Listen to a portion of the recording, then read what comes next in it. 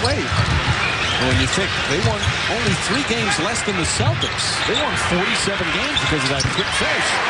As Haslem gets it to go. Haslem with a good start off the bench. Again, they're making the right decisions off the double team and traps, finding open shooters. They'll hit 7 of their last 8 from the field. Haslem, good defense again on Garnett.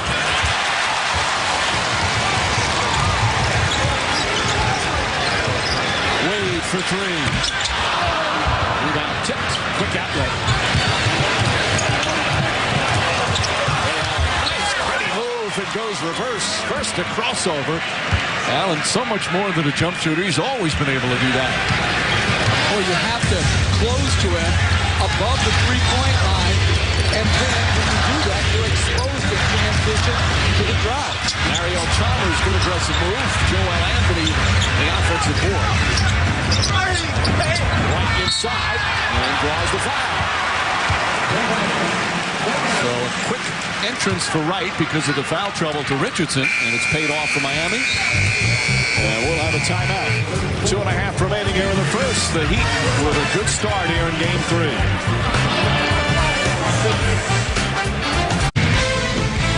The NBA calendar as the playoffs continue. TNT on Saturday. Orlando at Charlotte for Game 3 from Charlotte. Phoenix at Portland. Game 4 of that series. Suns up 2-1. Then ABC on Sunday. Boston at Miami for Game 4. Cleveland at Chicago Game 4. Bulls got that win in Game 3. And then NBA TV on Monday. Atlanta at Milwaukee. Hawks winning the first 2 games at home in that series. Here in this one, 21-18. Heat lead the Celtics by 3 with 2.5 to go in the first. Let's send it over to Lisa Salters with an interested observer. That's right, Mike. I'm with NBA Commissioner David Stern. Mr. Stern, always a pleasure for you to take your time out for us. I wanted to ask you, in recent days, you've made it very clear that you will not tolerate players or coaches criticizing officials. Why has it become such an issue recently? A little criticism is okay. I mean, Van Gundy refs the games all the time. So I think that's okay. But I wanted to take some attention off of Jeff and sort of put it on the coaches and mostly the coaches. The coaches work the officials, say things, hoping that they're going to get this much of an edge. And we know that, and it's gone on for 100 years. But collectively, when they all do it, people start to believe there's something that's not right with the officiating. And the officiating is pretty good. Guys work very hard. They don't get it all right. And I want the coaches to tone it down. That's all. You said that it can be corrosive. What do you mean? Well, if every coach is busy saying that this is terrible and that's terrible, and then when people start saying, oh, well, the referees are in cahoots, they're doing various things. They're not. We have the best officials in the world, and they're the most metricized, judge, developed, etc. And the coaches just do it so they can get an extra call. What about the opinion that the coach is just trying to stand up for the play? Yeah, well, he should sit down, because if every coach stands up like that, it isn't very good for the game. And it's a heck of a game. We're here in this beautiful arena in the middle of these great playoffs. I just came from Kansas City. We're here in Miami tonight, go to Charlotte tomorrow.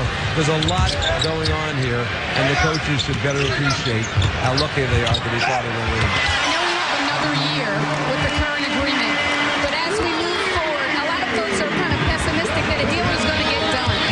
Where do you stand on that about a collective bargaining agreement getting done? Actually, I'm neither pessimistic nor optimistic. I'm hopeful. We're giving the players every bit of data they could possibly get. We're meeting at the staff level, and hopefully something good will come of that. All right, thank you very much. It's always a pleasure, Commissioner. Mike? All right, Lisa. Thank you.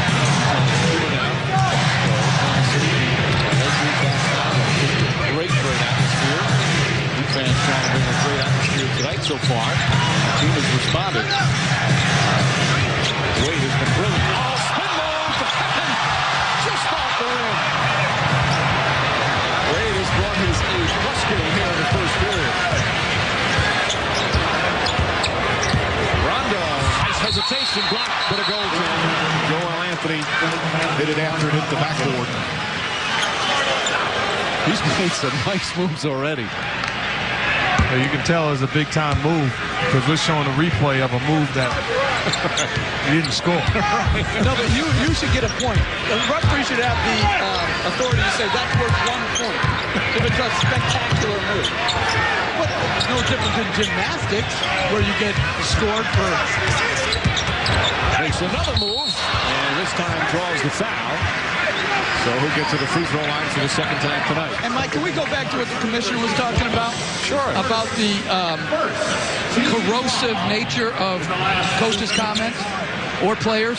My feeling on that is this, as one who's had his money taken by the commissioner, is that you can look at it one of two ways. You can look at it as corrosive, as he does, or you can look at it as just part of the game. The only thing I think, if they're going to take the coaches to task like that, that they should be happy to be here, then we should say everybody should be happy to be here, from commissioner all the way through the players, because it is a great game. But secondly, let's hold the players and coaches accountable for their comments about each other and find them just as strictly. When Joakim Noah calls Kevin Garnett a dirty player and that Cleveland is a horrible place, let's hit him too. Let's hit coaches when they denigrate either their players or other players, or players that denigrate coaches. There can't be one sacred cow, which is official, because it can all be corrosive. Rondo shot won't go. And now everything is publicized, whether it's just by a regular press conference on Twitter or... Oh, nice pass way to right. Spectacular play there. Well, Eric Spoelstra says we have to get into the fight. They've done it here in the first period.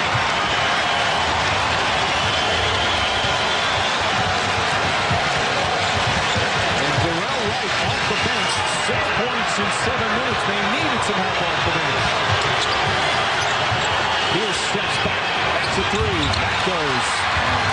He's on his best season from three-point range during the regular season. 41%. Final seconds. Wade for three. And that will end the first period. They've struggled so much offensively, the Miami Heat, in the first couple of games. You could say this is an explosion for them. Wade, of course, leading the way.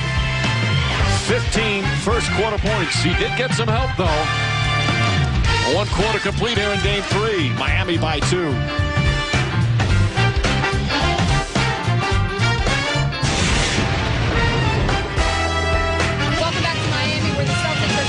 Doc, you were telling me before the game that you did not like the defense in the first 2 games of this series on Dwayne Wade. 15 points in that quarter for Dwayne. What don't you like about the defense? Well, he's catching it wherever he wants to. So, I mean, we got to make him catch it further out. That way our bigs can at least try to help. Right now, he's dominating the game. And then they're dominating the game with their energy, Lisa. They got every offensive rebound. So we have to up our energy. We have to up our physical play on Wade. On the other end, Paul Pierce, you said he's been up and down. 9 points for him in that quarter. What's working for him? Well, we're going to him, number one. That always helps with him. And he's got a good rhythm right now. So we just got to keep going to him and keep letting him catch the ball in space. All right, thank you, Doc. Thanks. Mike?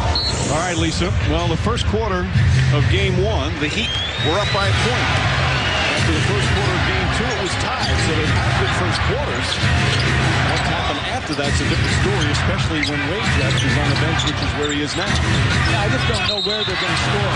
You look out there, it's going to have to either be a pick and roll for one of their perimeters or multiple pick and rolls, or go to Jermaine O'Neal and hope he can get a shot over Rasheed Wallace. I think being at home, this team can be more effective with this unit on the line, on the floor right now. They can score because of confidence in being in their own good. O'Neal against Rasheed Wallace. O'Neal